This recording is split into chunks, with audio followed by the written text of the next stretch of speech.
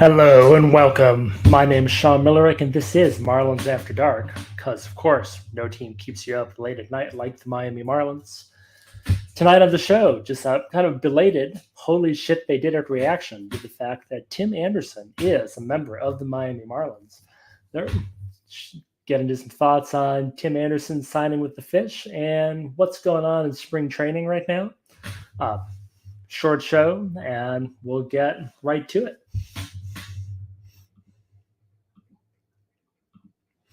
So Tim Anderson, brand new member of the Marlins, much speculated all off season about when the Marlins would go about addressing the shortstop position. It was easily the biggest hole in their lineup.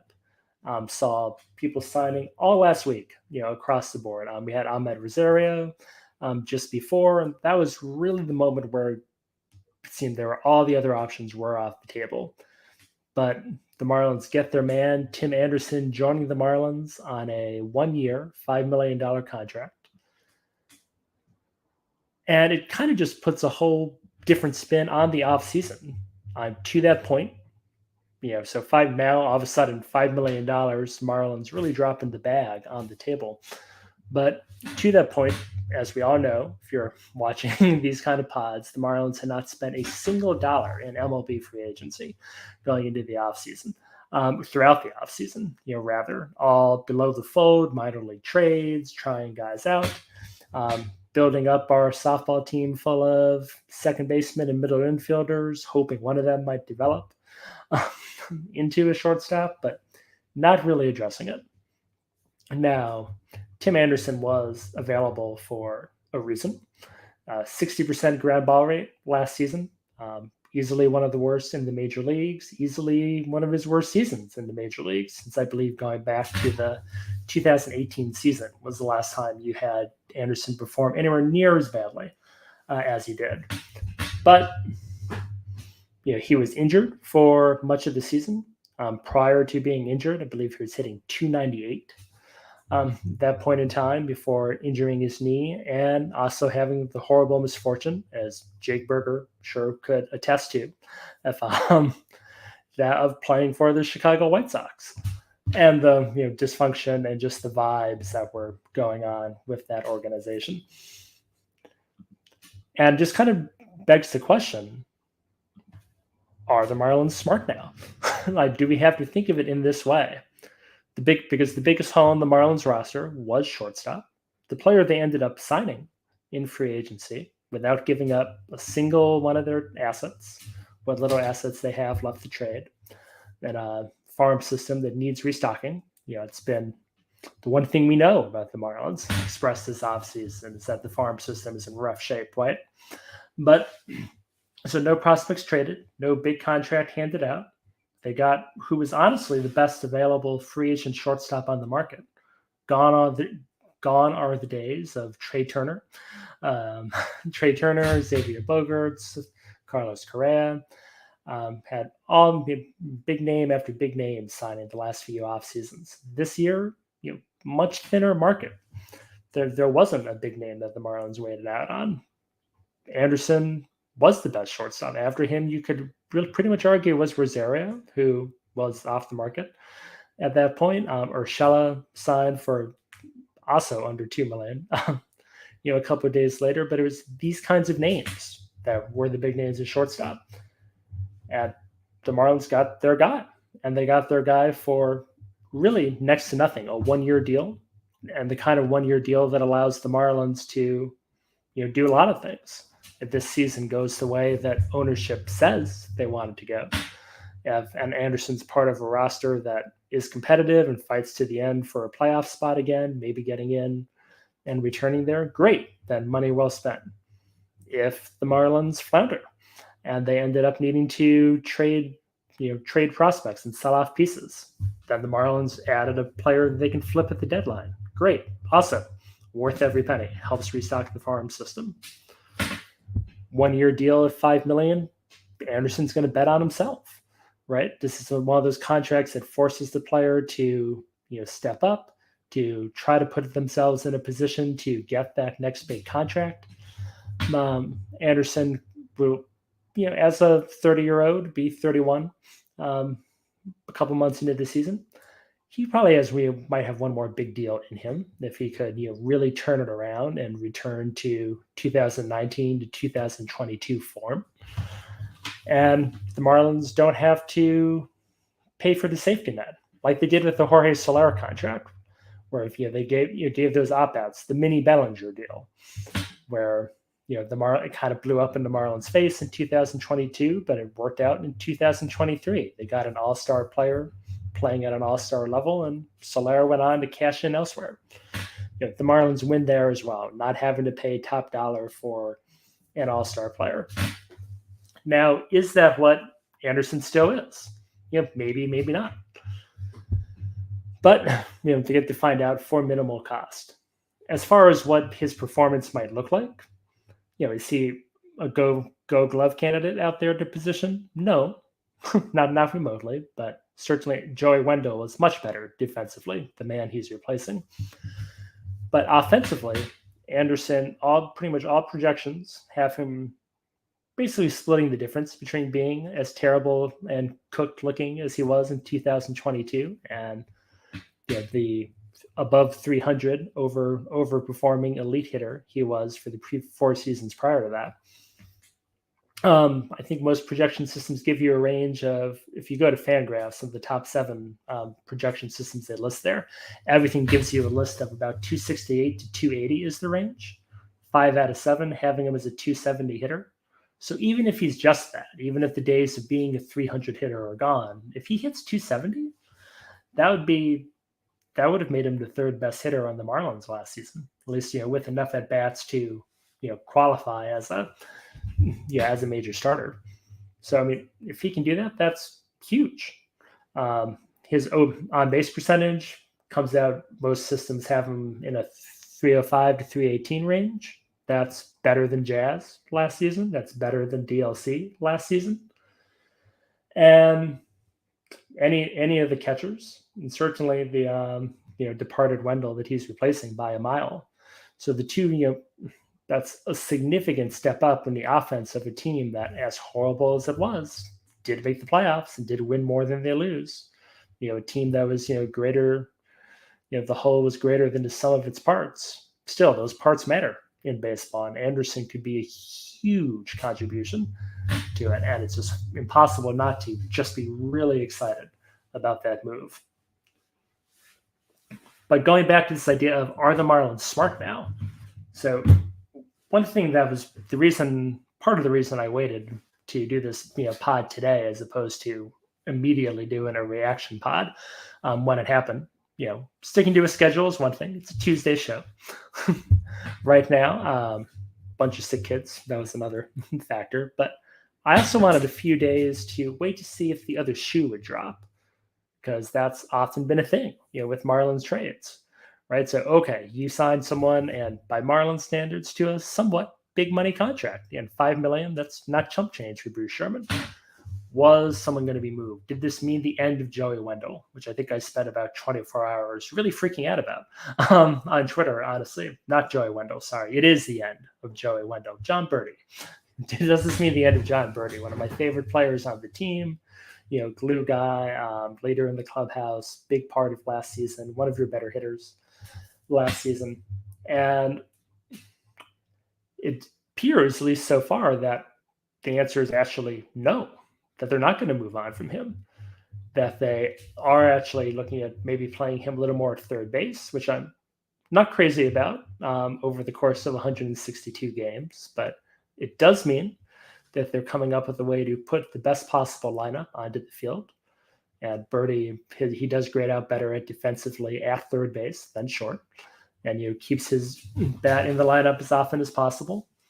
And certainly Berger can play third as well. They can move pieces around. So just starting to get some indications that maybe there will be a little more of that kind of Ray style roster construction. Maybe not as much as Kevin Cash embraces it. I'll be very curious to see how Skip Schumacher and Pete Bendix work together to put out a roster day after day. But keeping Birdie in the fold and no other trades as well. You wonder, okay, well, if not Birdie, then surely someone in that glut of middle infield talent is going out the door, but it hasn't happened yet. Now, that could be about just smartly wanting to put the best lineup on the field, which would be great. That could also be about what if Anderson actually is cooked, and this 5 million relatively low risk bet means that you're going to hold on to Birdie through spring training and into April to make sure that Anderson actually does return to form. And if he does, then maybe that's when you trade John Birdie, or you trade Xavier Edwards, or you trade, pick an infielder. Then that you move. And I think that is a possibility still. That they've passed the first exit on the highway, which was this weekend to dump someone. Then the end of spring training is the next one, and then the end of April, and then on into July, when it's certainly a possibility that the Marlins could be selling multiple players. If the season looks like it's not going to end the same way that last year did. But so even all of that is smart. It is a smartness that's not just about doing as little as possible financially. So it's really refreshing to see that departure from that being the mindset. And while they're certainly not all of a sudden the Yankees, because they gave Tim Anderson 1 year, $5 million contract, it is very Rays what they're doing. So it's nice to see that playing out.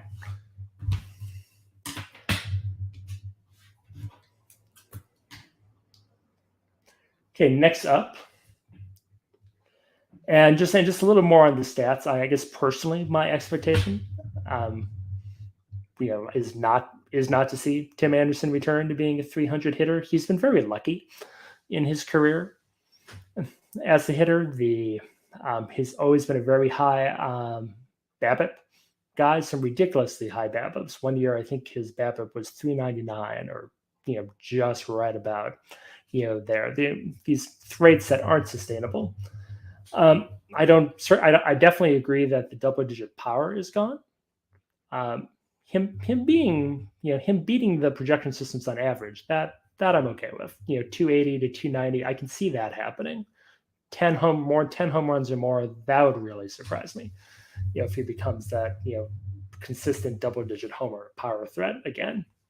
But then again, Luis Arias hit 10 home runs last season for the Marlins. So maybe because anything is possible as far as that goes. But still, I just can't say enough about the effect that can have on the lineup.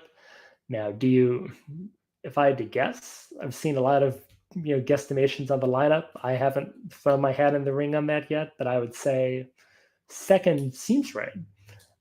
As number 2 option there at the top of the order. And I also have committed about a month back to the Marlins winning 74 games before doing anything in free agency. And the big reason I said 74 is that they had done nothing. So they've made one move now that I count with the addition of Anderson, and So I'm going to hold off a couple more weeks into spring to give my new roster projection, but this definitely ups it significantly. Again, it's not quite a straight calculus of considering Tim Anderson to be a 4, 5, 6 WAR player, because obviously that's not going to happen. But just for what it suggests, what the team might try to do elsewhere, I'm confident. My faith is restored. And that's really the most important thing right now, I think, for Marlins fans out there. As spring training gets underway, and I'll kind of wrap on this, like I said, short show, tonight. Start bringing some guests on in later weeks and getting a little more baseball Marlins nerdy and a little more content. But spring stats, we're 3-4 games into the Grapefruit League schedule at this point, and the stats really don't matter. It's just what I'm always struck by in spring training. It's not what I'm looking for. There's a couple of cool stats to be excited about. Tristan Gray hit his second home run in the spring today, which is really cool. Most home runs amongst Marlins hitters in spring training. One of those home runs was off Jorge Lopez, and that Jorge Lopez, from last season, the guy they traded Dylan Floro for some reason. AJ Puck had 3 strikeouts in 2 innings today, which was great. Now, 2 of those strikeouts were against players in their 30s who I've never heard of. So, while I'm not the preeminent authority on baseball, that probably means they're not too long for the Mets roster. In that case, or it's not like he struck out Francisco Lindor today, but still, seeing him used in that efficient, that is exciting. It's things like how players are used. That's something you care about, but spring stats, hard to make too much of a fuss. Yeah. Well, of course, unless you're Avisal Garcia, then maybe we can worry about it. But even there, right? Luis Arias 0-4 so far this spring. No, 0 craps given about that. Arias will be fine. I expect him to compete for a batting title. Couldn't care less. Avisal Garcia 0-5. If he works on his juggling, he's got a bright future with the Savannah Bananas. But just not something I'm going to spend a lot of time on. Because it's so subjective. Your mind goes in that direction. I'm going to freak out about Avisal Garcia's at-bats, or not freak out so much as just continue to write him off. But, Luis Arias, I'm not going to worry at all. So it's, very much depends on kind of, what they did last season. Things I do care about in spring training are pitcher velocity. So, the main one. So the fact that Anthony Bender threw 97 miles per hour in a game the other day, that's freaking great. That's really exciting. It makes me feel a lot more confident about the other options in the Marlins bullpen. Yuri Perez regularly hitting 99 miles per hour. That's great. I'm really excited. But, that kind of thing. Although, on the note of Yuri Perez, I did hear that, and just heard this briefly on a fantasy baseball podcast today. I haven't watched the tape live, but one thing that I do look for and does concern me in spring training always is when players who were good the last year choose to tinker or they decide to mess with something. Certainly, I'm all for people trying to improve, but hearing that Yuri Perez wanted to tinker with his curveball and make it different when it was really effective last season, that worries me a bit. I'd rather not see a good thing messed with. Now, really, I think with that, usually it's just the bad examples that stick in your head, but you can think of many examples across many seasons of players, whether it's their swing, whether it's their delivery, their mechanics. That's, like adding a new pitch is one thing, but tinkering with a pitch that's already effective, I always meet it with trepidation, even if it does end up working out. But the other big one, the biggest thing is, who's healthy. So, honestly, my biggest takeaway from spring training so far this year for the Marlins is Braxton Garrett. And meticulously following every bullpen he does, every update from Skip. And there was another one today that he'll need more bullpens, that he'll be slowly, ramped back up. That worries me. That's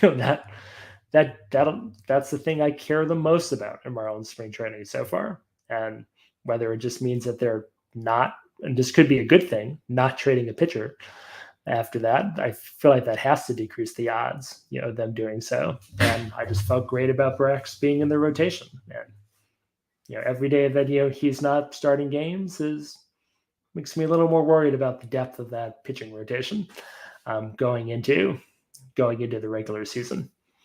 But it just comes down to if you're available to play, and if you're not connecting. Pitchers are always ahead of the hitters early in spring training, so not worrying too much about what they're doing, but how often players are used, who's not being used at all.